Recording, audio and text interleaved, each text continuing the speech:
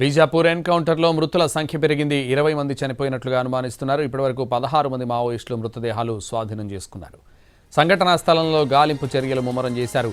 ఈ ఎన్కౌంటర్లో 3 జవాన్లు మృతి చెందారు.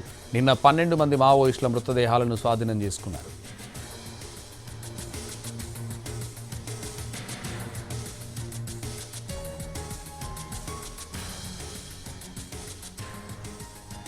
బీజాపూర్ ఎన్కౌంటర్లో మృతుల సంఖ్య పెరిగింది.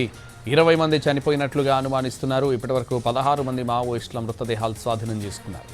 సంఘటనా స్థలంలో గాలింపు చర్యలు ముమ్మరం చేశారు. ఈ ఎన్కౌంటర్లో 3 జవాన్లు మృతి చెందారు. నిన్న 12 మంది మావోయిస్టుల మృతదేహాలను స్వాధీనం చేసుకున్నారు.